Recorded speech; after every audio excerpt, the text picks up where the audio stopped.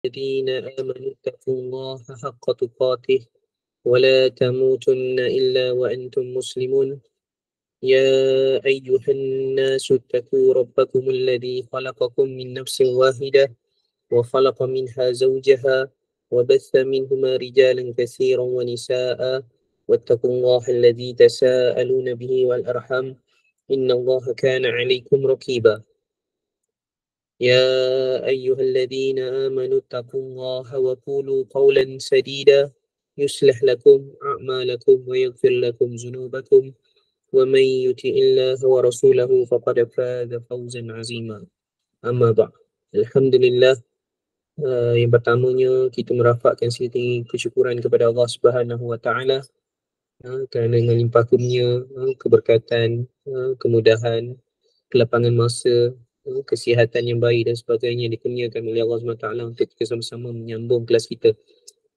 yang mana nikmat yang sama juga tak dapat dikecapi di Gaza, di Palestin. Ya, setakat 100 hari ataupun dah 3 bulan ni dah 23,000 mangsa syahid, saudara mara kita di Palestin, di Gaza khususnya, di Gaza dan di tebing barat. Yang keduanya, salam dan selawat kepada Rasulullah SAW, junjungan kita, uswatun hasanah dalam kita punya rujukan, yang mana hidup baginda menjadi dalil kepada kita punya perbuatan setiap hari, menjadi rujukan kepada kita menjadi nas, menjadi suri teladan hidup kita, insya-Allah. Dan yang ketiga, saya ucapkan terima kasih kepada pihak Teratak Hadis atas sengatan dan jemputan, dan yang tidak dilupakan jugalah para hadirin hadirat yang masih lagi bersama dengan kita, yang masih lagi kuat momentum untuk belajar ataupun untuk menambah ilmu dalam bidang tafsir khasnya. Jadi saya nampak kat sini ada beberapa orang lah yang selalu ikut kita lah, insya-Allah. Mudah-mudahan Allah SWT berkati tuan-tuan puan-puan, diberikan ilmu, insya-Allah. Dalam Quran Allah SWT sebut Al-Qamal ayat dia panjang dalam ayat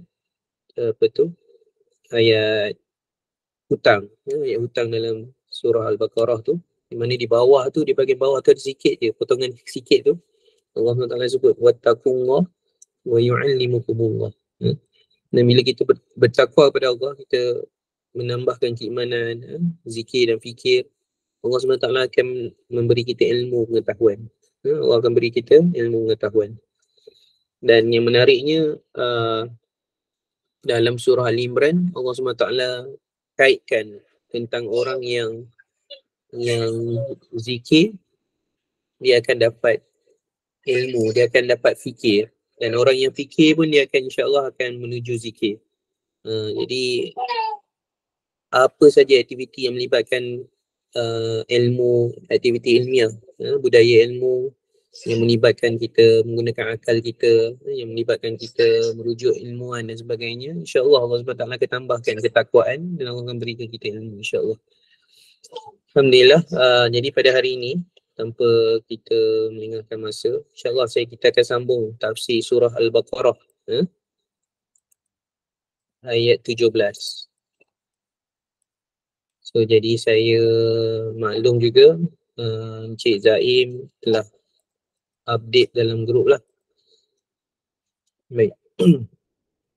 Jadi dalam tafsir surah Al-Baqarah ayat 17 ni ada beberapa hal yang kita akan bincang lah, yang mana pembincangannya banyak melibatkan permisalan atau perumpamaan, atau permisalan, dan kemudian kita akan rujuk juga mungkin pandangan-pandangan macam biasalah para mufassirin terhadap ayat-ayat yang berkaitan, dan juga antara metodologi kita dalam tafsir yang selalu saya tekankan setiap kali kita punya pengajian. Pertamanya kita akan tengok perkaitan ayat sebelum dan ayat selepas, iaitu munasabatul ayat. Munasabatul ayat, apa dia punya penisbahan ataupun nisbah ayat sebelum dan selepas dia, apa kaitan dia, apa hubungan dia. Dan kemudian kita akan tengok tafsir, mungkin kita boleh sebut secara tidak ketat bahawasanya kita membuat tafsir Quran bil Quran juga, yang mana kita akan rujuk satu ayat Quran dan kita akan tengok penggunaan Allah SWT guna ayat ni dalam semua tempat dalam Quran. Jadi kalau Allah SWT sebut, contohnya Allah SWT sebut zulumat, jadi apa maksud zulumat di tempat lain? Adakah sama? Jadi kita akan dapat the whole picture ataupun cakupan yang menyeluruh, coverage yang menyeluruh. Sebab macam dulu kita belajar dulu kataan kafir kan. Kafir ni kalau kita tengok dari sudut bahasa, iaitu apa, dikambus ataupun tertutup, kan, yang kita lihat. Dan Allah SWT juga guna kataan kafir dalam bab lain, iaitu berkaitan dengan petani yang dia kambus tanah. Jadi kafir ni penggunaan dia tak semestinya merujuk pada orang kafir. Jadi dia kena tengok ayat Quran tu. Dari sinilah peranan tafsir itulah, yang mana kita rujuk pandangan-pandangan para imam, para ulama tafsir, mufassirin, yang mursyid dan sebagainya, insya-Allah. Dan kita tak boleh nak rujuk semua tafsir lah macam biasa, tapi kita bawa sikit-sikit. Mudah-mudahan tuan-tuan, puan-puan ada nampak lah metodologi. Jadi kalau lepas ni orang share dengan tuan-tuan pasal ayat Quran ataupun orang-orang bercakap tentang ayat Quran, kita dah ada dalam kitanya kepala otak kita ni, kita punya akal ni, iaitu satu disiplin. Apabila kita datangkan ayat Quran, kita tak boleh datangkan pandangan kita dahulu. Pandangan kita letak belakang dulu. Hadirkan dulu tafsir-tafsir yang mana yang menafsirkan ayat Quran tu. Jadi baru kita nampak, oh begini ayat ni konteksnya macam ni, asbabun nuzul ni macam ni. Oh ni diguna sebelum ni, ayat ni pernah diguna pada tempat lain. Jadi ini konteks dia dan sebagainya. Macam itulah supaya kita selamat. Sebab tu Ibnu Taimiyah rahimahullah, dalam dia punya mensyarahkan ayat, kalau tak silap saya dalam usul tafsir dia ada sebut, kalau tak silap saya lah, tentang apa tu, membaca isti'azah sebelum membaca Quran. Kenapa kena baca a'udzubillahi minasyaitonirrajim, isti'azah sebelum baca Quran? Jadi antara pandangan Ibn Taymiyah ni yang paling menarik sekali bagi saya lah, sebab dia kata ada orang yang baca Quran boleh sesat juga. Itu pandangan dia. Dia kata ada orang yang baca Quran, dia boleh sesat sebabkan bacaan dia tu, sebab kefahaman dia. Dan ini kita dah sebut dulu, macam dululah orang-orang yang tersalah tafsir, yang mana menatijahkan perbuatan yang salah. Jadi kita nak elakkan benda tu lah, insya-Allah. Baik, insya-Allah kita lalu sama-sama. Banyak slide kita hari ni. Harap tuan-tuan perempuan boleh bersama kita hingga di akhir lah, insya-Allah. Okey. InsyaAllah kita baca sikit, and then kita tengok tajwid, and then kemudian kita akan tengok dia maksud lah. A'udzubillahi minasyaitonirrajim. Bismillahirrahmanirrahim. Masaluhum kamathalil ladzi istawqada naran falamma adha'at ma hawlahu zahaballah فلما أضاءت ما حوله ذهب الله بنورهم وتركهم في ظلمات لا يبصرون صدق الله العظيم. Jadi kalau tengok tajwid dia, masaluhum mimati bertemu dengan kaf. Mimati bertemu dengan kaf itu izhar syafawi, tak ada hukum lah, maksudnya tak perlu dengung lah, baca macam biasa je, masaluhum. Cuma masaluhum dengan kamasalil lazi tu, sa tu perlu ditahu lah. Kita bila kita sebut sa ni, lidah kena keluar. Jadi tak masa dia ada lidah keluar. Masaluhum kamasalil lazis. Okay, al-lazis tauqada naran, tu ra tanwin bertemu dengan fa, fa hakiki. Falamma adha'at ma tu, falamma tu satu kalimah, adha'at satu kalimah, jadi dua kalimah. Jadi bila ada mad, mad jaiz munfasil kat situ. Falamma adha'at, adha tu ada mad juga, Tapi satu kalimah. Jadi dia mad wajib mutasil. Jadi kita jumpa itu mad jaiz mufasil. Falamma, berapa harakat? Baca 4 atau 5 lah. 4 atau 5 harakat. As ma haulahu. As, ta tu dia punya sifat huruf dia adalah apa nama? Hamasah, ada angin. Jadi bila sebut tu falamma adaa'at, ada macam bunyi s sikit tu. Ats. Falamma adaa'at ma haulahu. Ha itu ada dua kan? Hau dengan lahu. Lahu tu. Ada dua ha, tapi ha pertama ha maftuhah, ha kedua ha maftuhah. Jadi ha maftuhah ni kena tekan sikit. Ma hau lahu macam biasalah. Macam hello hi kan. Haulahu zahaba. Za tu lidah kena keluar juga. Zahaballah. Zahaballah. Allah tu laful jalalah. Binurihim. Nu dua harakat. Sebelum wa ada dhammah, jadi mak asli. Binurihim. Him mimati bertemu waw. Izhar syafawi. Bacaan macam biasalah, tak perlu dengung ataupun ikhfa. Wa tarakahum, sama juga mim bertemu fa. Ikhfa izhar syafawi. Fi dua harakat, mak asli. Fi mak asli. Zulumatil la yubsirun. Zuluma ma mak asli. La mak asli. Qalqalah.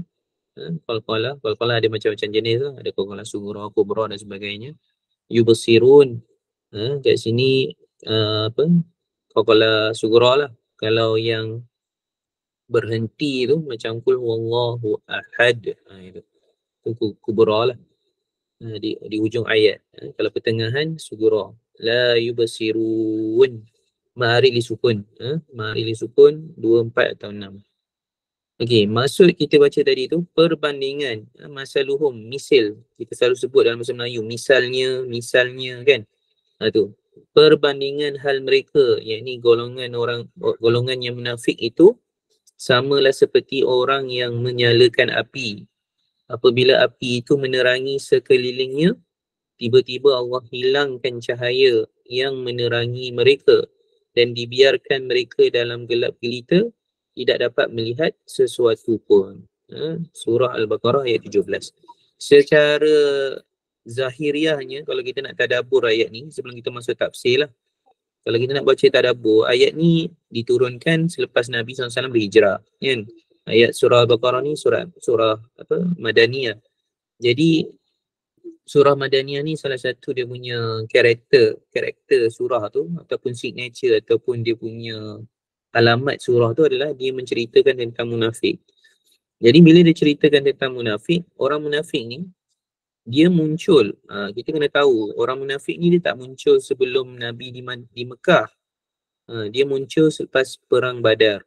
Sebab dalam perang Badar, selepas musyrikin Mekah dikalahkan, maka musyrikin yang ada di dalam Madinah perlu keluar. Mereka tak boleh tinggal dalam tu. Sebab dalam Madinah ni sama ada dia jadi ahlul kitab, ataupun dia jadi Muslim, ataupun dia keluar daripada Madinah tu. Sebab penyembah berhala tidak dibenarkan tinggal di dalam Madinah. Tapi penyembah-penyembah berhala ataupun mereka yang tak nak masuk Islam ni dan tak nak masuk ahlul kitab, apa mereka punya pilihan? Jadi mereka jadi munafik. Sebab tu munafik ni muncul selepas perang Badar. Jadi bila Allah SWT sebut dalam ayat ni, kita tadabbur lah. Ini bukan tafsir, ni tadabbur biasa-biasa lah, kita bincang-bincang.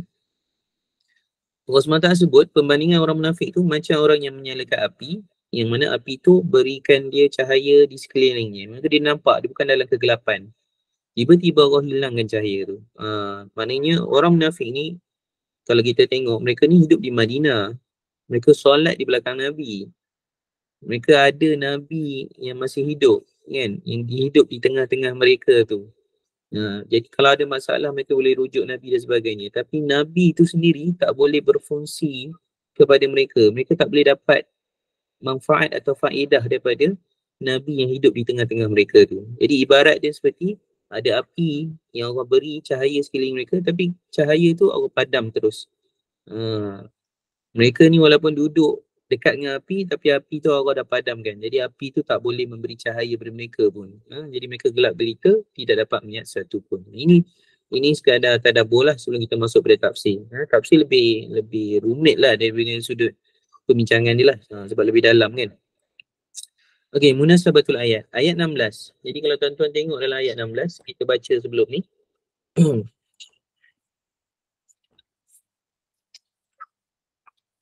Saya rujuk juga. Jadi dalam ayat 16, Allah SWT sebut tentang orang-orang munafik yang membeli kesesatan, dan dia tidak mahu membeli membeli petunjuk huda. Ulaikal ladzina ishtaraw ad-dalalata bil huda. Kan? Yang mana Allah SWT sebut tentang orang yang membeli kesesatan dengan kebenaran. Dia jual kebenaran tu, dia nak kesesatan juga. Jadi dijelaskan dalam ayat 16 ni, orang munafik ni anggap hidayah adalah perkara remeh. Mereka sanggup jual demi mendapat kesesatan. Ini contohlah. Dan ayat 17, Allah jelaskan lagi maksud jual hidayah itu. Yang mana kita tengah bincang ni, iaitu mengumpamakan orang yang tidak ikhlas dalam memanfaatkan cahaya ekoran itu. Cahaya itu dibawa pergi daripada mereka. Mereka tak dapat manfaat daripada cahaya yang ada berdekatan dengan mereka tu. Jadi Allah kat sini disebut sebagai tidak ikhlas lah. Ataupun tidak dapat manfaat langsung daripada cahaya walaupun ada cahaya depan dia. Selepas Allah sebut hakikat sifat munafik yang menjual kesesatan dengan menjual hidayah, dia membeli kesesatan dengan menjual hidayah, maka Allah pun bawa permisalan terhadap sikap mereka tersebut. Ayat ini sebagai penjelasan terhadap makna ayat ke-8. Ini kalau kita tengok ayat ke-8, a'udzubillahi minasyaitonirrajim, wa minan nasi may yaqulu amanna billahi wa bil yaumil akhir wa ma hum bimu'minin. Wa bil yaumil akhir wa ma hum bimu'minin. Surahul Azim. Dan di antara manusia ada yang berkata, kami telah beriman kepada Allah dan hari akhirat, padahal mereka sebenarnya tidak beriman. Ini antara sifat orang munafik, iaitu imannya pada mulut sahaja. Sedangkan yang dituntut kepada orang-orang mukmin, orang-orang Islam ni adalah 3 kan. Dia beriman dengan lisan dia, dia beriman dengan hati dia, dan dia dibuktikan dengan perbuatan dia. Ada 3 lah. Kalau kita beriman dengan hati, kemudian kita kena beriman juga dengan yang lain-lain. Kalau tak cukup, maka kita boleh jadilah seperti sama ada golongan musyrikin tu, tak beriman semuanya, ataupun jadi munafik, beriman dengan lisan tapi tidak dengan hati dan perbuatan dia. Ataupun sebagainya, dia beriman dengan perbuatan tapi sebenarnya hati dia tak menggambarkan apa yang sebenarnya. Maka salah satu ciri kenapa iman mereka ditolak oleh Allah adalah ayat ke-17 ini yang kita baca tadi tu.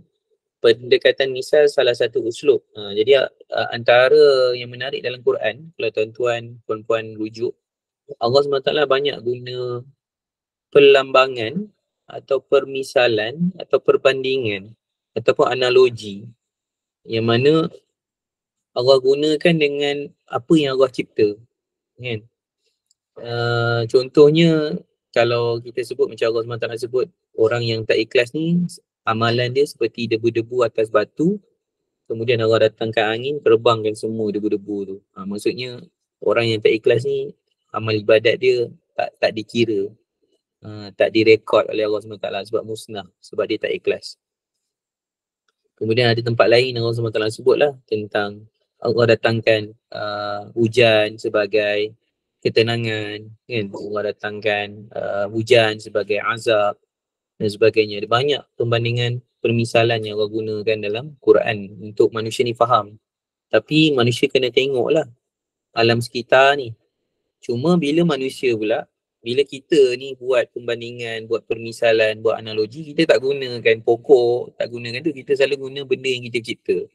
Sebab tu antara yang saya teringatlah dulu masa saya mengaji dulu, apabila ada program ikhtilat, yang ni dia nak menerangkan tentang lelaki dan wanita ni tak boleh bercampur kecuali dalam urusan-urusan penting. Maka dia buat satu analogi yang mana lelaki dan perempuan ni macam kereta dan perlu ada jarak. Kalau tak ada jarak, mana bercampur gaul nanti terbabas. Itu contohlah dia buat analogi kan. Ataupun waktu lain orang kata dunia ni macam roda. Kenapa roda? Roda kan manusia cipta kan. Kenapa tak buat macam bumi, dunia ni macam bulan ke dan sebagainya. Jadi manusia ni dia bagi permisalan yang dekat dengan diri dia, dengan apa yang dicipta. Sama juga macam Allah SWT. Allah SWT lebih dahulu mengajar manusia, iaitu Allah SWT menggunakan ciptaan-ciptaan Allah SWT macam bulan, matahari dan sebagainya. Jadi kita akan tengok Allah buat pelambangan tentang matahari dan bulan. Di hujung nanti kita akan tengoklah tentang ayat tu. Baik, ayat 16 dijelaskan bahawa mereka sanggup membeli kesesatan dengan menjual hidayah. Persoalannya, kenapa mereka sanggup melakukan sebegitu? Jawapannya mereka hanya fikir keuntungan hidup di dunia tanpa memikirkan nasib mereka di akhirat. Ini soalan-soalan ni kadang kita tanya juga kan, kita tanya macam kenapa mereka ni sanggup buat semua ni, menghina Nabi, mengacau umat Islam, menjadi munafik semata-mata untuk hasil dunia, duit dan sebagainya, pangkat dan kuasa. Dan kita boleh jawab, kita boleh tanya balik dengan perkara yang sama. Kita ada saudara mara kita di Gaza, kan? Yang mana Gaza ni berdekatan je dengan negara-negara Islam yang lain. Dan kalau kita boleh nampak ada satu negara Islam yang berdekatan tu, yang kaya dengan minyak dan sebagainya, kenapa mereka tak nak bantu? Ini antara soalan juga yang kita tanya. Kalau kita tanya contohnya sahabat-sahabat saya di BDS, Boycott Divestment Sanction, mereka sebutkan tentang mereka ni ada namanya tenggelam dengan duit, tenggelam dengan dolar dia panggil. Sebab apa? Sebab kalau dia orang bantu, mereka akan kena sekat ekonomi, jadi tak ada duit yang masuk dan sebagainya. Jadi akhirnya semua benda tu disempitkan ataupun dikecilkan atau narrow kepada dunia, something yang dia dapat daripada dunia, kan? Jadi banyak lagi perkara yang boleh kita libatkan lah dengan benda ni. Maksudnya akhirnya tak perlu fikir besar-besar, sebenarnya dunia je semua ni. Dia asal dia tak buat macam ni sebab dunia. Dia nak dunia, dia tak nampak akhirat. Maka ayat ke-17 ini pula memberi penjelasan lebih dalam lagi dalam bentuk perumpamaan, iaitu mereka menampilkan diri mereka sebagai Muslim yang beriman, sama seperti orang yang menyalakan api. Orang menyalakan api untuk dimanfaatkan cahayanya, sama seperti orang beriman untuk mendapat suluhan hidayah. Jadi kalau tuan-tuan fikir balik, kan kita daripada dulu kalau tak ada elektrik, kita guna apa tu, macam pelita dan sebagainya. Apa fungsi kita bakar tu? Kita saja-saja bakar malam-malam. Jadi kita nak manfaat cahaya tu yang beri petunjuk. Jadi Allah SWT menyebut orang-orang yang beriman tu macam tu sifat dia. Dia nyalakan api untuk dia dapatkan cahaya tu, untuk memberi dia petunjuk supaya dia boleh nampak mana batu dan mana ular, mana pokok dan mana pisau. Dia boleh nampak sebabkan cahaya tu. Namun tujuan mereka menampilkan diri sebagai mukmin itu bukan tujuan hidayah, tetapi untuk kepentingan diri mereka. Jadi orang munafik ni, walaupun dia buat perbuatan macam orang Islam buat, dia pergi solat, dia pergi mana dan sebagainya, dia solat, dia bersedekah ke apa dan sebagainya, tapi tujuannya bukan tujuan hidayah, bukan tujuan kerana Allah SWT, tetapi untuk kepentingan diri mereka. Mereka ada agenda. Dengan tujuan yang salah itu, menyebabkan suluhan hidayah itu dijauhkan oleh Allah dari mereka yang menyebabkan mereka berada dalam kesesatan. Ini disebut oleh Fakhruddin Ar-Razi lah dalam dia punya tafsir Mafatihul Ghaib. Okey, menurut Sa'id bin Jubair, jadi Sa'id bin Jubair ni adalah seorang tabi'in lah, tabi'in yang sangat terkenal, dan dikatakan juga dia adalah macam tabi'in yang besar di zaman dia. Dan Sa'id bin Jubair ni disebut juga sebagai berhubung dengan Ibnu Abbas radhiyallahu anhu. So boleh jadi dia sahabat, dan dia boleh jadi dia guru dan murid, macam itulah bersama dengan Ibnu Abbas. Tapi dia untuk kategori kalau ikut zaman tu dia lah tabi'in lah. Ayat ni diturunkan, menurut Sa'id bin Jubair, ayat ni diturunkan berkenaan dengan orang Yahudi yang mereka menunggu kehadiran Nabi akhir zaman, yang selalu mereka baca kisah itu dalam Taurat. Bahkan semasa berperang, mereka selalu bertawasul dengan Nabi Muhammad yang belum dilahirkan lagi ketika mereka mahu menang dalam berperang dengan musyrikin. Jadi kalau tuan-tuan rujuk dalam Quran, Allah SWT menceritakan tentang sikap orang-orang Yahudi ataupun uh, orang-orang khas ni lah, orang Yahudi lah. Sebab kat sini kita kena maklum juga, dia kita sebut munafik ni, dia ada juga orang Yahudi dan dia juga ada bukan ahlul kitab. Jadi tapi dalam bab ni kita nak sebut tentang orang Yahudi, yang mana Allah SWT sebut dalam surah Al-Baqarah ayat 89. A'udzubillahi minasyaitonirrajim. Bismillahirrahmanirrahim. Walamma ja'ahum kitabun min 'indillahi musaddiqul lima ma'ahum wa kanu min qablu yastaftihuna 'alal ladzina kafaru falamma ja'ahum ma 'arafu kafaru bih fala'natullahi 'alal kafirin. Sadaqallahul azim. Dan ketika datang kepada mereka sebuah kitab dari Allah, yakni Al-Quran, bermaksud wahyu yang mengesahkan apa yang ada pada mereka, kitab Taurat. Ni yang menarik, tuan-tuan dan puan. Al-Quran ni, fungsi kitab-kitab suci ni, dia membenarkan kitab sebelum dia. Itu yang menarik dia. Jadi kalau ada kitab contoh apa, kitab Zabur, kemudian datang Taurat, Musa, Harun,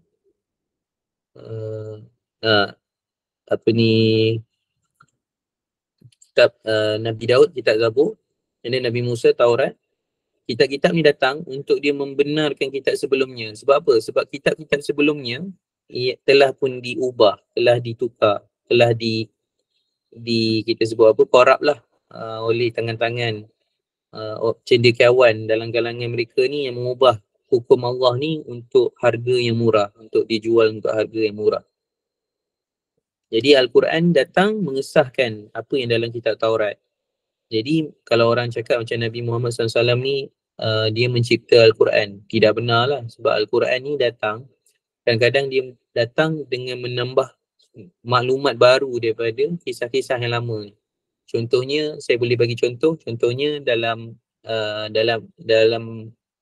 yang sekarang ni lah, orang-orang Kristian dia menganggap Bible sebagai kitab suci, dan dalam Bible ni ada kisah tentang Nabi Musa dengan Firaun. Dan dalam kisah Nabi Musa dan Firaun tu ada kisah tentang katak, belalang dan sungai Nil yang jadi darah, yang mana Allah SWT datangkan hukuman kemarau dan sebagainya kepada Mesir pada zaman Nabi Musa tu. Tapi dalam Quran Allah SWT sebut tentang air, yang mana air yang menyebabkan katak, belalang keluar daripada tempat dia, menyerang ataupun memasuki Mesir pada zaman, ataupun Mesir pada zaman Nabi Musa tu, pada zaman Firaun tu. Jadi ada maklumat lebih daripada situ, yang mana maklumat tu tak ada dalam kitab-kitab sebelum Al-Quran. Ini antara menariklah tentang ayat ni lah. Okey, kita sambung. Sedangkan mereka sebelum itu sentiasa memohon kepada Allah kemenangan atas kaum kafir musyrik dengan kedatangan seorang Nabi membawa kitab itu.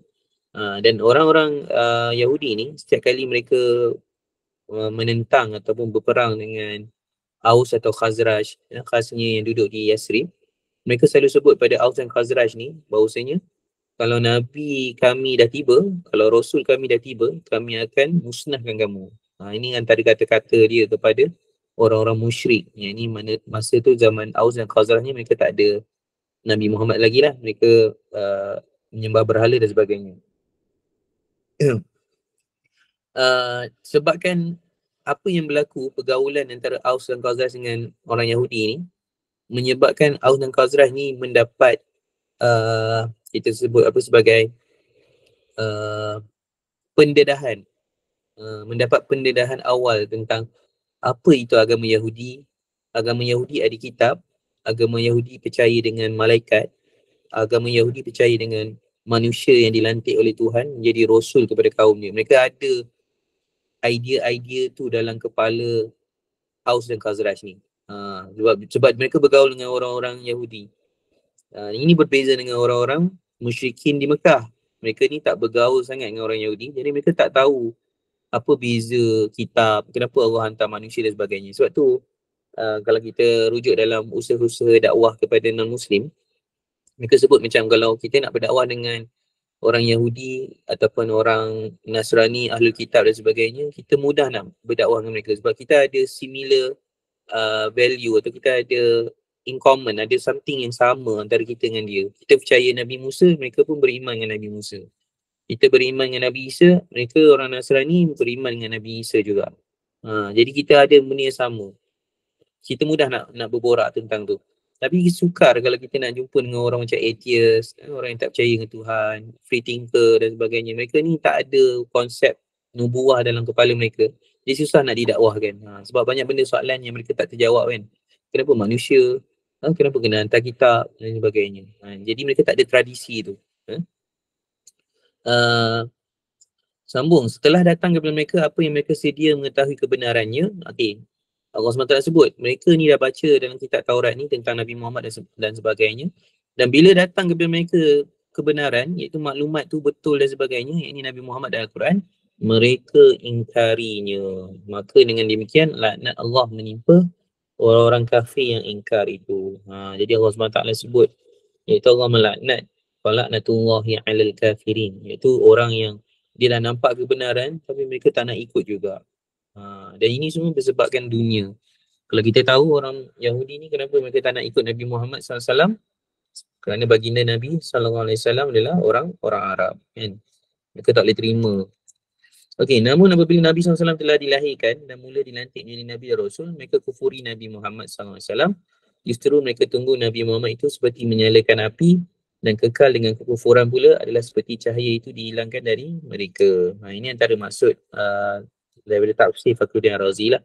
Jadi ayat kita baca tadi, ayat 17 tu, ibarat orang yang menyalakan api, betul api tu Allah tarik daripada mereka ni, macam ni lah. Mereka duduk, yang mana Nabi tu dah ada, cahaya tu dah ada, tapi mereka ni tetap dalam kekufuran.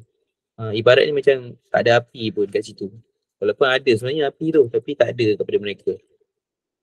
Okey, kat sini ada dua terma lah. Terma yang kita baca dalam Quran. Iaitu Allah SWT sebut tentang Ad-Diya dengan An-Nur. Ad-Diya dengan An-Nur. Ad-Diya, cahaya ada pada diri sendiri. Maksudnya diri je keluarkan cahaya. Itu maksud Ad-Diya. Diya ni maksudnya cahaya. Nur pun cahaya. Tapi Diya ni, dia punya karakter dia adalah dia sendiri yang mengeluarkan cahaya. Dirinya sendiri ada cahaya. Berbeza dengan Nur, Nur ni adalah pancaran atau suluhan cahaya. Nur ni maksudnya dia tak ada cahaya, tapi dia pancarkan, dia pindahkan cahaya tu. Itu maksud Nur. Jadi kita boleh nampak Ad-Diya macam api, Nur ni macam bulan. Yang mana bulan tak ada cahaya, bulan dapat cahaya daripada matahari. Dia pindahkan, dia pantulkan. Itu maksud dia Nur dengan Diya tu lah. Walaupun Nur dibawa lari dari mereka, Diya tetap kekal ada. Bahkan Nur tetap ada, hanya dialihkan dari mereka kerana mereka tidak ikhlas. Jadi kat sini kita nak sebut Diya, cahaya tu memang ada, sentiasa ada. Nabi SAW memang ada. Tapi cahaya Nur tu tak dipancar kepada mereka, bahkan dipindahkan tempat lain. Mereka tak dapat Nur tu. Pancaran tu tak sampai ke mereka. Hanya dialihkan mereka kerana mereka tidak ikhlas dengan hidayah. Mereka menggunakan hidayah sebagai cara untuk mendapat keuntungan dunia. Okey, menurut As-Sudi, di awal Nabi SAW masuk ke Madinah, ramai orang munafik ni masuk dalam cahaya Islam. Namun mereka tidak jujur, iaitu dengan sifat kemunafikan. Lama kelamaan cahaya Islam itu menjauhi diri mereka sendiri, dari diri mereka. Menjauhi dari diri mereka. Jadi ni yang kita sebut tadi lah, selepas Perang Badar tu. So selepas Perang Badar, Islam menjadi menjadi agama rasmi lah, ataupun agama bagi negara Madinah tu. Dan orang-orang atau pengikut atau rakyat Madinah pada waktu itu, mereka diberi pilihan, ada 2-3 pilihan, iaitu sama ada mereka kekal dalam agama Ahlul Kitab dia atau dia masuk Islam, ataupun dia pindah keluar daripada Madinah, sebab Madinah tak boleh menerima penyembah berhala dalamnya. Jadi mereka yang tak nak masuk Islam, tak nak jadi Ahlul Kitab, tak nak keluar dari Madinah, apa pilihan mereka? Jadi munafik lah. Jadilah munafik. Okey, cahaya itu sudah diberi kepada mereka, tapi mereka tidak mahu memanfaatkan cahaya itu dengan cara yang betul. Sebaliknya, demi keuntungan dunia serta melakukan tipu daya yang menyanggahi konsep cahaya hidayah, maka Allah bawa pergi cahaya itu dari diri mereka. Okey, kalau tuan-tuan dan puan-puan tanya, kenapa tiba-tiba cerita pasal cahaya dan sebagainya? Sebab kita cerita pasal api tadi. So ada ayat 17 kan, Allah sebut tentang lelaki yang menyalakan api. Jadi api tu kita tengah bincang sedang konsep api tu. Itu konsep cahaya. Apabila keadaan itu berlaku, maka mereka berada dalam kegelapan yang menyebabkan mereka tidak nampak lagi kebenaran dan kebaikan. Ini disebut lebih kurang samalah macam yang kita sebut tadi, keuntungan dunia. Dia menyanggahi konsep hidayah. Menyanggahi konsep hidayah. Okay, kat sini kita masuk potongan ayat yang pertama. Auzubillahi minasyaitonirrajim. Masaluhum kamasalil lazi istauqada nara. Nara. Jadi bila kita berhenti nara, itu mat iwat lah. Kan tanwin jadi baris atas satu lah. Untuk baris atas sahaja. Baris depan, baris bawah dia tak perlu ada ra lah, dia jadi nar sahaja. Nar, macam itulah. Perbandingan hal mereka, yang ni golongan munafik itu samalah seperti orang yang menyalakan api. Ni yang kita sebut tadi lah. Okey, menurut Qurtubi, istauqadha bermakna awqat, tambahan ista adalah zaidah. Jadi dalam bahasa Arab, kita ada wazan, ada bentuk atau form. Yang mana ista ni adalah tambahan daripada awqadha. Kan? Istauqadha. Ini dia tambah. Adalah zaidah, adalah tambahan. Seperti mana perkataan istajabah dengan perkataan ijab. Jadi istajab, istijabah ataupun yastajibu atau istajabah, dia punya kata akar dia ijabun. Ijabun itu jawab ataupun makbulkan. Dari sudut makna, Ibnu Ashur kata ia mengenai maksud takkid. Jadi salah satu faedah daripada bentuk ista ni atau tambah alif sinta ni, istauqadha, bermaksud penekanan, takkid. Ia sama seperti makna terlalu amat mustajab doa yang digunakan kataan istajabah seperti firman Allah SWT, fastajaba lahum rabbuhum, maka Tuhan mereka memperkenankan doa mereka dengan firman-Nya. Ni fastajaba lahum, yang mana doa mereka memang mustajab. Ini antara faedah dari perkataan tu lah. Okay, Allah SWT fastajab ada maka itu kan, maknanya laju-laju Allah makbulkan. Memang doa mereka mustajab sangat. Macam tu. Permisalan dikemukakan untuk memberi gambaran lebih jelas lagi terhadap satu perkara. Pendekatan contoh dan misal ini turut digunakan dalam Al-Quran. Jadi ayat ni Allah SWT guna analogi, kan, seperti lelaki yang menyalakan api. Jadi kita macam Allah SWT, kenapa tiba-tiba cerita pasal lelaki menyalakan api? Inilah nak bagi tahu tentang Quran. Dia menggunakan konsep permisalan, pelambangan, analogi dan sebagainya, perumpamaan. Ini contoh lain dalam surah Al-Jumu'ah. Ini sangat menarik. Kadang-kadang saya sendiri pun terkena lah kita sebut. Sebab apa? Kadang-kadang dia berkaitan dengan ilmu, kan? A'udzubillahi minasyaitonirrajim. Masalul ladzina hummilut taurata summa lam yahmiluha kamasalil himari yahmilu asfara. Sadaqallahul azim. Sifat-sifat Nabi Muhammad itu telah pun diterangkan dalam kitab Taurat, tetapi orang-orang Yahudi tidak juga mempercayainya. Maka masalul lazina hummilut Taurat, bandingan orang-orang Yahudi yang ditanggungjawabkan dan ditugaskan, yang ini mengetahui dan melaksanakan hukum kitab Taurat, kemudian summa lam yahmiluha, kemudian mereka tidak menyempurnakan tanggungjawab dan tugas itu, kamasalil himar, samalah seperti keldai yang memikul bendela kitab-kitab besar, yang ini sedangkan ia tidak mengetahui kandungannya. Kan, ini satu templakan lah kepada kita jugalah, kan. Allah SWT mengajar umat orang Islam, muslimin, muslimat, jangan jadi macam orang Yahudi ni. Maksudnya apa? Mereka ni dah dapat kitab, tapi mereka ni tak jalankan undang-undang ataupun syariat dalam kitab Taurat tu. Jadi mereka ni seperti mana? Seperti keldai yang bawa buku yang banyak di belakangnya. Bukunya banyak, tapi tak tahu apa pun isi dalam dia, kan. Dia tak tahu apa sama. Jadi dia berkaitan dengan ilmu lah. Kan. Sebab tu Kadang-kadang orang beli buku banyak tak baca pun tak guna juga. Ada satu buku tapi dia baca lebih bagus daripada dia beli banyak buku dia tak baca langsung. Kan? Ini antara kita punya apa? Yang kita kena belajar lah. Ini Allah SWT tunjukkan perumpamaan, permisalan. Allah gunakan keldai. Kan? Keldai ni apa? Keldai dengan kuda lagi hebat kan. Keldai ni dah dia kecil dan sebagainya, dia tak kuat macam kuda dan sebagainya. Jadi ini antara nak tunjuk, jangan jadi seperti orang Yahudi. Ada beza antara dua kataan, misal dengan masal. Jadi kita selalu sebut misal. Misal ni disebut juga dengan perumpamaan. Ia lebih kepada persamaan, keserupaan dan mirip.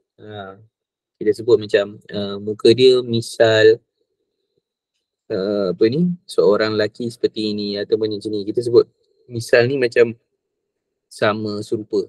Tapi ada satu kataan dalam bahasa Arab iaitu masal, bila baris saja di atas, lebih banyak terfokus kepada keadaan atau sifat yang menakjubkan yang dilukiskan oleh kalimah masal tersebut. Ia dapat menampung banyak makna. Jadi masal ni lebih pada sifat atau keadaan. Jadi kalau misal ni macam mungkin kita sebut rupa, bentuk dia dan sebagainya. Masal ni lebih kepada keadaan atau konteks dia. Ataupun mungkin sifat dia dan sebagainya.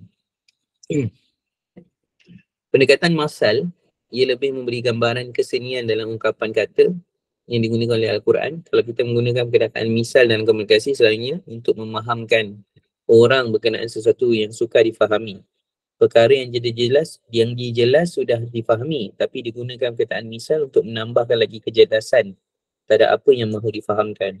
Hal ini disebut oleh Ar-Razi. Ini contoh ayat Quran. Allah SWT sebut, kenapa Allah gunakan permisalan dan perumpamaan dalam Quran. Yang mana dalam surah Al-Ankabut ayat 43, A'udzubillahi minasyaitanirrajim. Fatilkal amsalu nadribuha linnas wa ma ya'qiluha illal 'alimun. Dan surah Al-Azim, dan misal-misal pembandingan yang demikian itu kami kemukakan kepada umat manusia dan hanya orang-orang yang berilmu yang dapat memahaminya. Jadi apa namanya, dia berkait dengan ilmu lah, ilmu berkait dengan akal, penggunaan akal dan sebagainya. Jadi Allah SWT datangkan perumpamaan ni bukan nak masuk tinggal kanan keluar tinggal kiri, tak, supaya kita berfikir, kan? Ayat sebelum ini sudah menjelaskan mengenai sifat orang munafik. Penjelasan tersebut sudah kita faham mengenai perangai dan attitude orang munafik. Namun attitude tu salah eja tu. Namun didatangkan permisalan pula yang antara tujuan permisalan adalah untuk menambah kefahaman kita. Jadi ini dia sebut tadilah, kenapa Allah guna permisalan untuk menambah kefahaman kita dan sebagainya, supaya kita tak terjebaklah dengan apa yang menjadi masalah. Okey, kat sini dia bawa soalan, kenapa Allah umpamakan orang munafik itu dengan orang yang menyalakan api? Jadi dalam menurut Zamakhsyari, dalam dunia tafsir kasyaf dia, api dalam ayat ini adalah majazi. Kan dia ada hakiki, majazi. Hakiki ni api tu api lah. Tapi majazi mungkin merujuk pada benda lain. Jadi kat sini menurut Zamakhsyari dia sebut api tu ia merujuk kepada fitnah dan pemusuhan terhadap Islam. Itu dia punya tafsiran lah. Justru dia umpamakan api yang dinyalakan memberi maksud bahawa mereka mahu menimbulkan permusuhan, fitnah terhadap Islam. Tetapi nur api itu dihapuskan, iaitu usaha mereka tidak berjaya. Jadi kita boleh bayangkan ada api, tapi api ni tak boleh memindahkan cahaya dia. Dia macam cahaya dia kat situ je. Ini menurut Zamakhsyari. Jadi api tu sebab dia api, dia panas dan sebagainya, dia macam fitnah dan pemusuhan. Apabila yang hilang hanya nur, maka dia masih kekal lagi, memberi maksud pemusuhan mereka, cuba-cuba situ digagalkan, tapi hasrat dan cita-cita mereka itu sudah diketahui oleh orang ramai. Jadi bila dia bangunkan api tu ada nur dengan biak. Biak ni api itu sendiri yang keluarkan cahaya. Nur ni cahaya yang dipindahkan. Jadi dalam konsep yang kita bincang ni, nur tu tak boleh dipindahkan sebab Allah dah padamkan nur tu. Tapi api tu ada lagi cahaya dia, ada lagi membakar diri dia. Jadi kat sini dimaksudkan dia membakar tu diri mereka sendiri ni, yang jahat ni diketahui oleh orang ramai. Orang-orang ramai tahu dia ni munafik. Sebab tu kita ada sahabat Nabi yang ada pemegang senarai ataupun sahibus sir. Sahabat Nabi yang digelar sahibus sir, yang ni memegang rahsia-rahsia Nabi. Khasnya dalam bab orang-orang munafik ni lah. Huzaifah Al-Yamani. Yang mana dia Umar Al-Khattab radhiyallahu anhu, mereka berdua ni selalu berjumpa dan Umar selalu tanya, adakah aku ni orang munafik? Kan? Dan Umar selalu melihat perbuatan Huzaifah Al-Yamani ni, sama ada dia pergi tak solat jenazah kat atas si fulan bin si fulan. Kalau tak, Umar pun tak solatkan kat atas si jenazah dan sebagainya. Okey, Hamka dalam tafsir Al-Azhar menjelaskan bahawa maksud dengan menyalakan api adalah orang-orang Yahudi berharap mendapat petunjuk hidayah dengan kedatangan Nabi Muhammad yang mereka tahu melalui Taurat. Namun apabila Nabi Muhammad SAW sudah hadir, iaitu api telah dinyalakan sehingga kelilingnya sudah mendapat manfaat, mereka pula tidak beriman. Iaitu cahaya itu dibawa oleh Allah jauh dari mereka, yang menyebabkan mereka berada dalam kesesatan, kegelapan yang mereka tidak dapat melihat lagi. Ini menurut tafsir Hamka lah. So tafsir Hamka ni tak jauh lah daripada tafsir yang awal tadi kita baca lah, Qurtubi dan sebagainya. Okey, Allah SWT sambungan ayat seterusnya, falamma auzubillahi minasyaitanirrajim falamma adaa'at ma haulahu zahaballahu binurihim. Apabila api itu menerangi sekelilingnya, tiba-tiba Allah hilangkan cahaya yang menerangi mereka. Jadi tafsir bagi ayat ni, jadi makna cahaya ada dua, bersumberkan dari dirinya sendiri ataupun cahaya itu pantulan dari sesuatu yang lain. Ini kita sebut tadi. Kalau cahaya itu bersumber dari dirinya, dia adalah diya, dipanggil dalam bahasa Arab diya. Tapi kalau cahaya itu pantulan dari sesuatu yang lain, macam bulan pantulkan cahaya matahari, itu dipanggil nur. Nur. Kat sini apa kita punya sandaran ialah dalam surah Yunus ayat 5, yang mana Allah SWT sebut, a'udzubillahi minasyaitanirrajim, huwallazi ja'ala asy-syamsa diya'an wal qamara nura, ila ayat. Dialah yang menjadikan matahari bersinar-sinar, asy-syamsa diya', terang benderang, dan bulan wal qamara nura, dan bulan bercahaya. Jadi dua-dua ni ada cahaya, tapi satunya datang dari dirinya sendiri kerana dia membakar dirinya, satu lagi adalah dia pantul. Jadi kataan ni memang ada dalam Quran. Dalam ayat ini, apabila disebut cahaya matahari, digunakan perkataan dia kerana cahaya matahari adalah bersumberkan bagi dirinya sendiri. Sedangkan pada cahaya bulan digunakan perkataan nur kerana bulan tidak memancarkan cahaya, tetapi terang bulan itu kerana atau kena pantulan cahaya dari matahari. Makanya dalam ayat ini Allah menyebutkan apabila api itu dinyalakan, cahaya yang ada pada api itu digunakan perkataan adha'as. Datang kataan dia. Adha'as ni, adha' ni datang kataan dia lah. Dalam penjelasan Syihab, ia bermaksud apabila api dinyalakan, maka sumber cahaya dia sudah keluar. Maka ia menyinari nur jalan orang-orang munafik, iaitu merujuk kepada Al-Quran. Jadi nur di sini juga dia merujuk kepada cahaya kepada Al-Quran jugalah. Ini dalam tafsir Quraisy Syihab lah. Tafsir dia apa? Misbah ke? Sekejap saya tengok.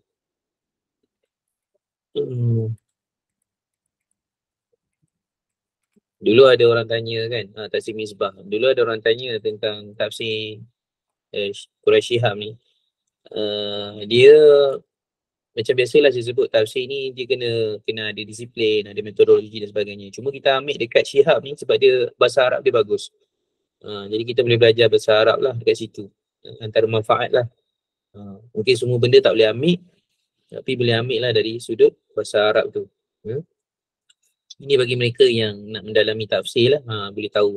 Macam orang sebut yang Tabari kan, sebelum ni ada konflik kan, konflik seorang profesor dengan apa semua pasal Tabari kan. Jadi pengarang tu sendiri, Ibnu Jarir At-Tabari, dia sebut dalam Muqaddimah, dia bawa semua riwayat ni riwayat ni boleh jadi betul atau salah. Dia kumpul je riwayat. Itu Tabari punya disiplin masa dia kumpulkan riwayat tu. Dan dia ada macam sikap macam dalam kata-kata berkaitan dengan hadis yang man asnada faqad hal. Man asnada faqad hal, iaitu siapa yang bawa sanad maka dia bukan tanggungjawab dia untuk semak. Maka generasi seterusnya yang menerima hadis tu, riwayat tu, dia yang semak sama ada betul atau tidak. Jadi tanggungjawab dia bawa sanad je. Jadi sebab tu At-Tabari dia dah bawa dah semua riwayat tu. Cuma kita ni nak kena semak mana yang betul, mana yang salah, mana yang boleh diterima riwayat dan sebagainya. Sebab tu dalam tafsir ni juga kena ada sikit ilmu hadis juga. Sebab kita nak rujuk ilmu riwayat, nak rujuk sanad dalam periwayatan dalam tafsir itu sendiri.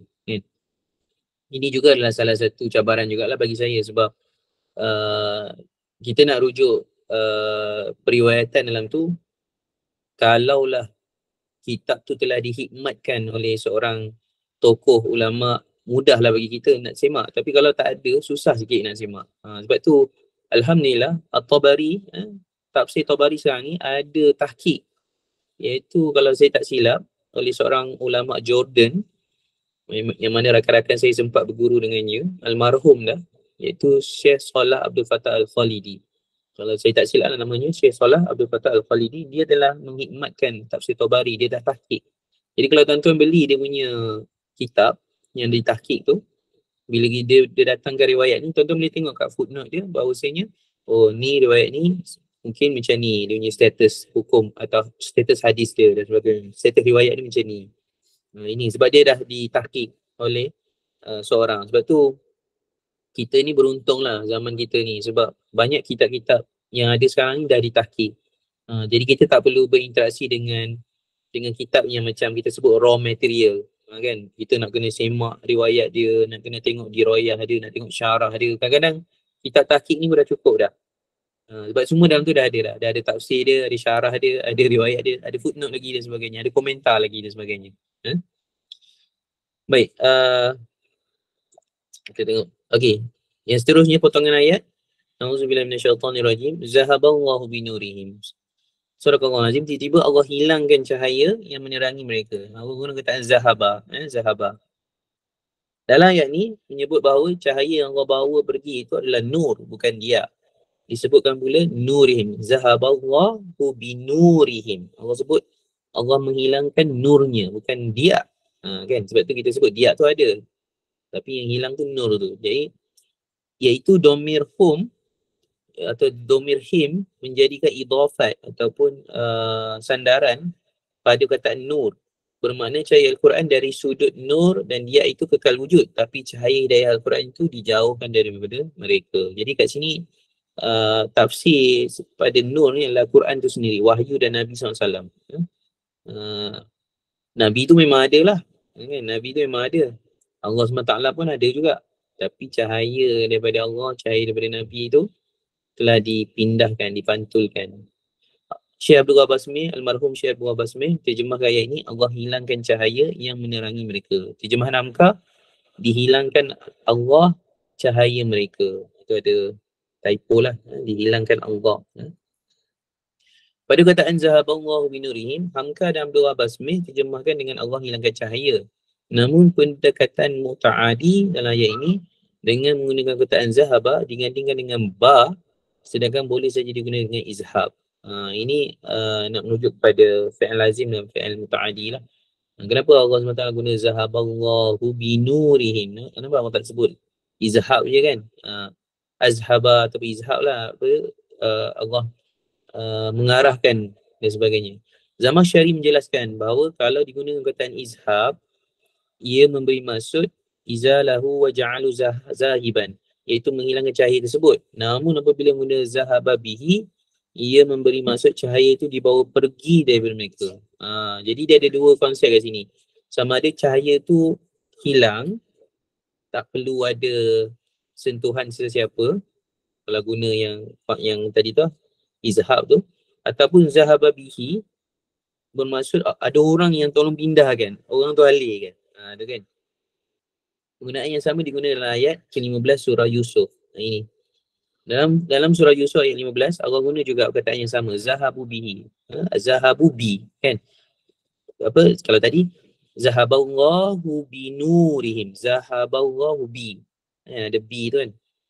Kat sini falamma zahabu bihi. Setelah mereka, yang ni adik-beradik Nabi Yusuf pergi dengan membawanya, dengan membawa Nabi Yusuf, membawa bersamanya Nabi Yusuf. Jadi ada sentuhan seseorang, ada faktor yang memindahkan dia. Itu. Dalam arti kata lain, nur hidayah Islam tu tidak hilang, tetapi dijauhkan dari mereka atau disebut dengan dibawa pergi oleh Allah. Itu maksud dia.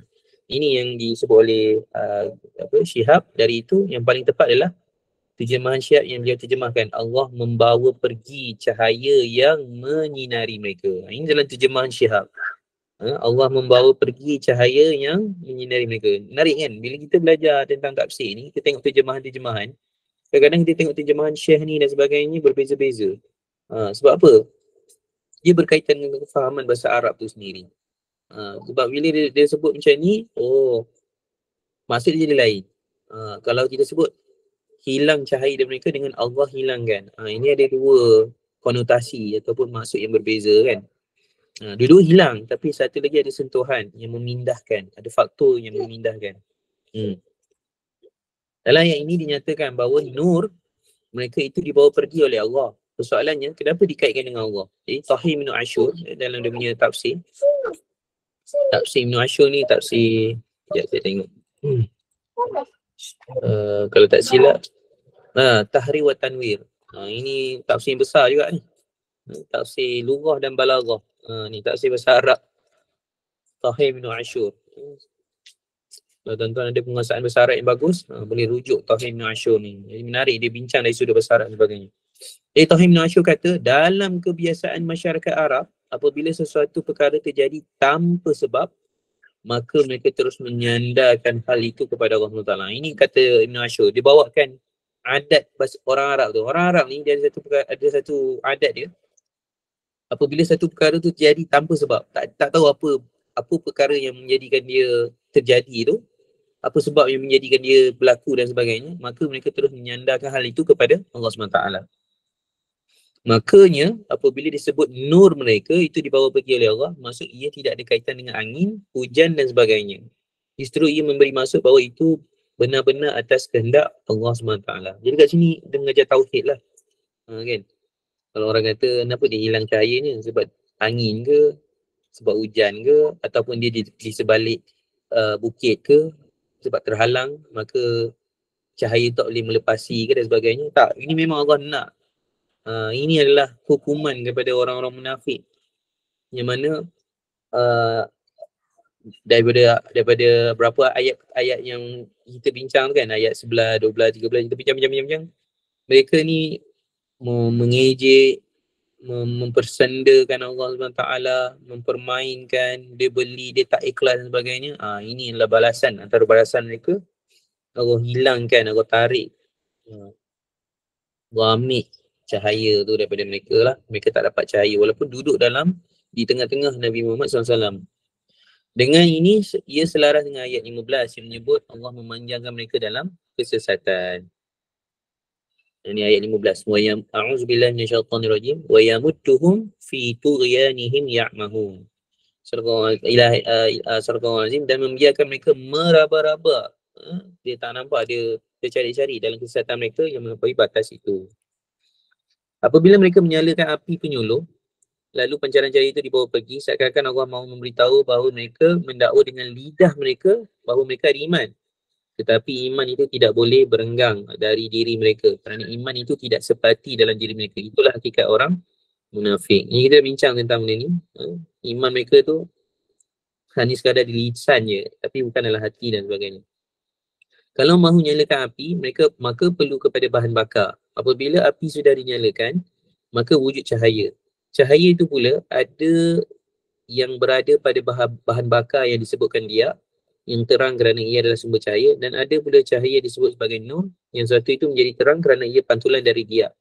Maka demikian juga hidayah Allah dalam banyak ayat Quran menggunakan pemisalan dengan cahaya, seperti firman Allah, A'udzubillahi minasyaitonirrajim, Allahu waliyul ladzina amanu yukhrijuhum minaz zulumati ilan nur. Ilahi ayah surah Azim. Allah lindung, yakni mengawal dan menolong orang-orang yang beriman.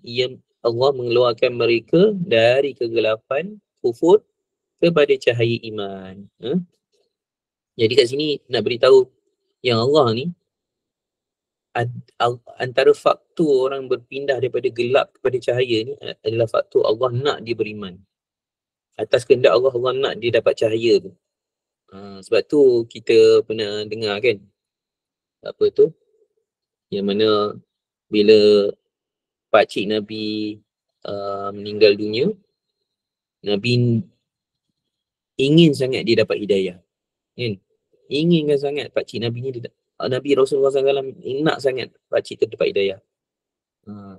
Tapi Allah SWT sebut yang mana cahaya tu, hidayah tu milik Allah SWT kan? Allah yang berhak memberi atau menyampaikan cahaya hidayah tu kepada siapa yang Allah hendaki kan?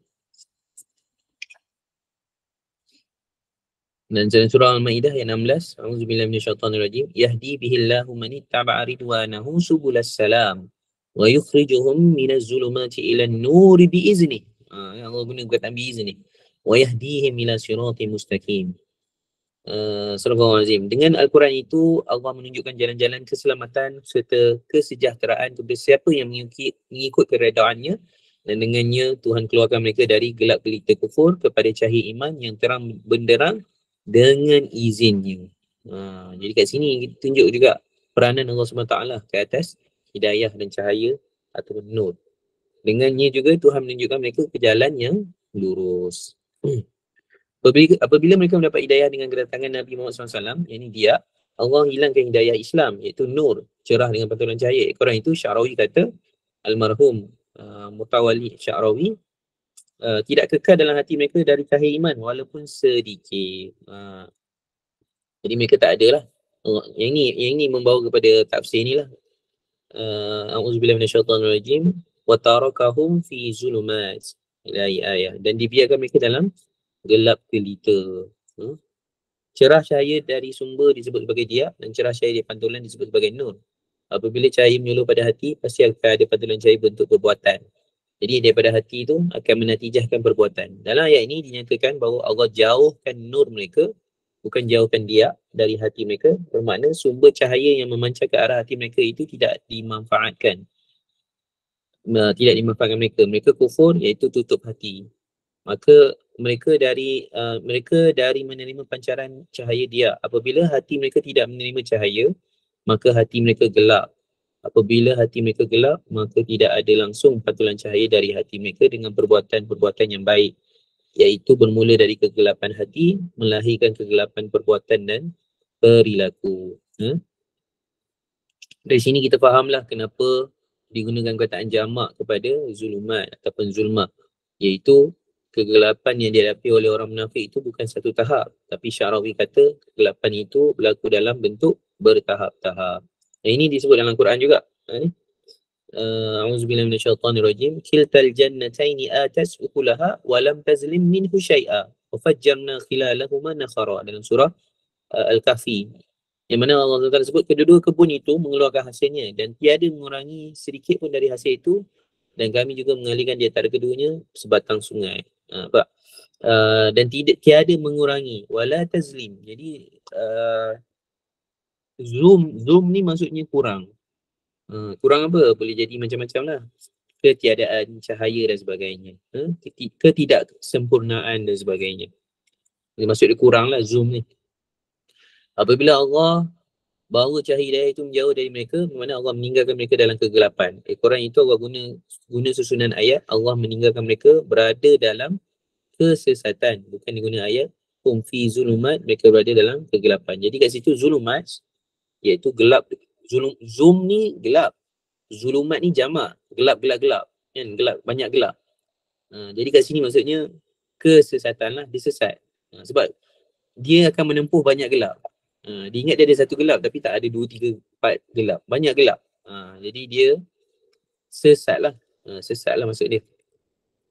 Ayat ini sebagai takkid kepada maksud zahaballahu binurihim, iaitu apabila mereka sudah dijauhkan cahaya, ditambahkan pula bahawa mereka berada dalam kegelapan. Walaupun cahaya Al-Quran itu kekal wujud, tetapi pancaran sinar cahaya itu telah dijauhkan oleh Allah dari mereka, menyebabkan mereka berada dalam kegelapan kesesatan, tidak jumpa hidayah dan petunjuk. Menurut Syihab, ia bermaksud bahawa mereka dalam kegelapan kesesatan, kegelapan murka Allah di dunia dan kegelapan seksanya di akhirat kelak. Ini satu lagi sisi yang menarik. Kita selalu nampak macam gelap ni dunia je kan, tapi ia juga bermaksud di dunia dan di akhirat. Jadi gelap-gelap tu ada konotasi dia. Zulumat ni dunia pun dia gelap, akhirat pun dia gelap, dalam kubur pun dia gelap, semua alam dia gelap, tak ada cahaya bagi dia. Perkataan zulumat adalah kata jamak dari perkataan zulmah. Menurut Ibn Ashur, sengaja digunakan perkataan jamak kerana melambangkan syiddatul zulmah, iaitu terlalu gelap, seperti dalam firman Allah SWT, A'udzubillahi minasyaitanirrajim, qul man yunajjikum min zulumatil barri wal bahr. Ayat. Astagfirullahaladzim. Siapakah yang menyelamatkan kamu dari bencana-bencana? Kan? Qul man yunajjikum, siapa yang menyelamatkan kamu min zulumat, dari bencana-bencana di darat dan di laut. Kat sini pula Allah SWT sebut zulumat ni darat dan laut. Laut pun gelap, darat pun dia gelap. Kan? Ini kegelapan yang bertingkat-tingkat gelap dia. Ataupun dalam hadis daripada Abdullah bin Umar bahawa Nabi SAW bersabda, an Abdullah bin Umar radhiyallahu anhuma ani Nabi sallallahu alaihi wasallam qala al-zulmu zulumatun yaumal qiyamah. Al-Bukhari, rawahu Bukhari. Zalim itu adalah teramat gelap di hari kiamat. Zalim itu adalah teramat gelap di hari kiamat. Al-zulmu ni maksudnya perbuatan zalim tu lah. Siapa yang zalim, dia akan gelap di hari kiamat. Walaupun bagaimanapun, Tahir Ibn Ashur menjelaskan lagi bahawa penggunaan kata jamak pada kataan zulumat memberi isyarat kepada keadaan orang munafik yang mengandungi perilaku yang gelap, iaitu dari sudut kekufuran, berbohong, troll, menganjing, orang mukmin dan sebagainya. Okey, di sini bawa beberapa lagi pandangan mufassirin. Dari sudut makna zulumat diberi beberapa tafsir ulama. Kalau Ibn Abbas dia kata zulumat ni azab. Azab di dunia dan akhirat. Punishment lah, hukuman. Kalau menurut Mujahid, kufur. Zulumat ni maksudnya dia kufur. Kalau menurut Qatadah, selepas mati mereka berada dalam kegelapan dari berjumpa dengan Allah. Ini maksud Qatadah. Ataupun menurut As-Sudi, nifaq. Ini munafik. Jadi menarik, dalam tafsir ni banyak sangat rupanya maksud-maksud ni. Kan? Jadi kita kena tengoklah. Mungkin ada hujah. Setiap mufassirin yang bawa hujah ni, dia ada hujah-hujah dia. Mungkin sebab dia jumpa ayat Quran kat bahagian ni, sebutnya macam ni. Konteks ni macam ni. Jadi dia pegang dengan maksud tu lah. Yang terakhir, potongan ayat terakhir, la yubsirun. Tidak dapat melihat sesuatu pun. Jadi tidak nampak, ini ada berapa sebab. Buta, maksudnya mata dia tak boleh berfungsi lah. Ataupun mata dia celik tapi cahaya tak ada. Contoh kita ada mata, tiba rumah kita blackout. Mata kita elok tapi tak ada elektrik. Ataupun mata kita elok, ada cahaya tapi cahaya tu terselindung. Kan? Contohnya kita ada torchlight, mata kita okey, torchlight pun okey. Tiba-tiba ada orang ambil buku, dia letak dekat torchlight tu, tutup, dia tak nampak. Kan? Jadi kat sini saya ada terbaca satu karangan lah seorang ulama ni. Kalau saya tak silap, Imam Ghazali tak silap lah, dia ada tulis tentang dia sebut cahaya matahari ni macam wahyu, and then mata kita ni diri kita lah macam penerima wahyu tu, dan kita ada kelopak mata.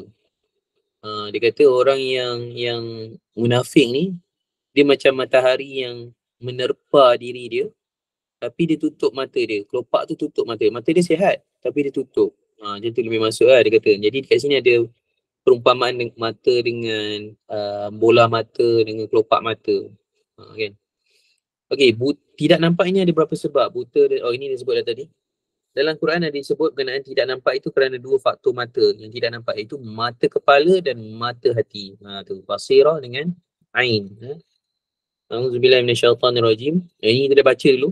A'udzubillahi minasyaitonir rajim. Afalam yasiru fil ardi fatakuna lahum qulubun ya'qiluna biha aw azanun yasma'una biha fa innaha la ta'mal absar walakin ta'mal qulubul lati fis sudur. Surah Al-Azim. Oleh itu, bukankah ada baiknya mereka mengembara di muka bumi supaya dengan melihat kesan-kesan tersebut mereka menjadi orang-orang yang ada hati dengannya, mereka dapat memahami, atau ada telinga dengannya, mereka dapat mendengar. Tapi kalaulah mereka mengembara pun tidak juga berguna, kerana keadaan yang sebenarnya bukan mata kepala yang buta, tetapi yang buta itulah mata hati yang ada di dalam dada. Kita dah bincang dulu tentang sifat orang munafik. Apabila pancaran cahaya dihilangkan dari mereka, mereka berada dalam kegelapan, lalu ditakkidkan lagi bahawa dalam kegelapan itu mereka menyebabkan mereka tidak nampak apa-apa pun. Hal ini menguatkan lagi maksud ayat 15 yang menyebut mereka itu ya'mahun, iaitu buta. Wa yazaruhum fi tughyanihim ya'mahun, dan mereka, dan Allah membiarkan mereka meraba-raba dengan bingung dalam kesesatan mereka. Ya, di awal ayat bahawa orang-orang yang menyalakan api itu digunakan ganti nama mufrad, kama salil ladzi. Tapi apabila disebutkan mengenaan cahaya, mereka dibawa pergi oleh Allah digunakan jamak, binurihim. Kan? Kama salil ni mufrad, binurihim ni him tu jamak. Ada him tu. Apabila menyebut berkenaan mereka dalam kegelapan digunakan kata jamak, wa tarakahum hum. Apabila mereka tidak nampak ekoran kegelapan digunakan kata jamak, yubsirun. Jadi kat sini kita boleh nampaklah Allah sebut ramai sebenarnya. Soalannya apa dibezakan begitu? Jadi kat sini, ini yang last lah soalan kita. Kenapa ada Allah guna mufrad, yang lain guna jamak dan sebagainya. Jadi antara jawapan yang dapat kita kumpulkan lah. Pertamanya, orang yang menyalakan api itu sekadar pemisalan.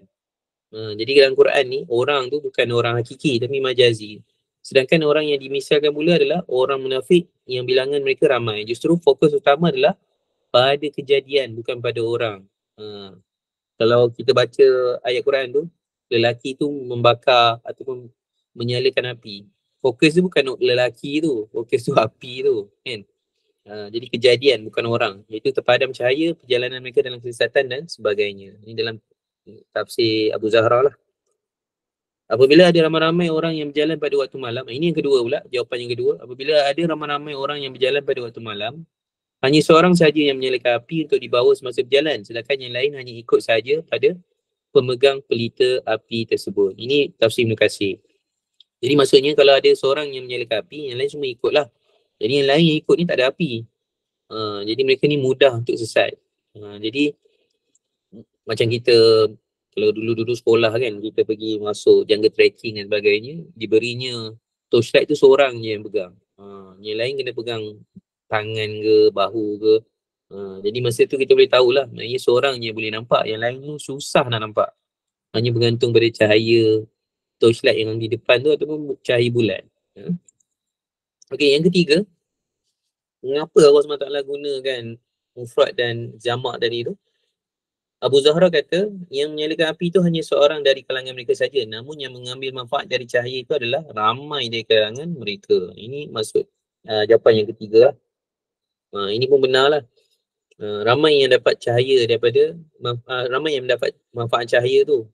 Tapi tak beriman jugalah. Tak beriman juga. Yang keempat, yang terakhir, kata Syekh Utsaimin, almarhum Syekh Utsaimin, yang menyalakan api itu bukan orang munafik. Tapi orang munafik itu minta orang lain nyalakan api. Mereka minta nyalakan api itu untuk mereka manfaatkan cahaya dan untuk orang lain dapat sama manfaat dari cahaya terbabit. Persoalannya, siapa yang disuruh agar menyalakan api itu? Syekh Utsaimin kata, yang menyalakan api itu adalah ketua munafik. Dia nyalakan api untuk dimanfaatkan pengikut-pengikutnya. Jadi, Syekh Utsaimin dia bawa satu lagi sisi yang lagi menarik, yang mana lelaki itu dia memang seorang lelaki lah, lelaki yang menyalakan api tu. Tapi kenapa dia seorang? Kenapa Allah guna mufrad? Sebab lelaki tu adalah ketua munafik. Dan kenapa zahaballahu binurihim wa tarakahum, semua ni jamak? Sebab yang ikut ketua munafik ni ramai. Jadi orang munafik ni bukan seorang, ada 2, 3 atau ramai. Allah alam berapa ramai itu tak tahu, tapi ramai lah. Ini yang dibawa oleh pandangan tafsir oleh Syekh Utsaimin. Insya-Allah. Jadi Tu sikit lah daripada saya, insyaAllah. Saya minta maaf dah terlebih masa. Kalau tengok dalam poster tu 10 suku Kan, 10 suku, insyaAllah. Ada soalan ke?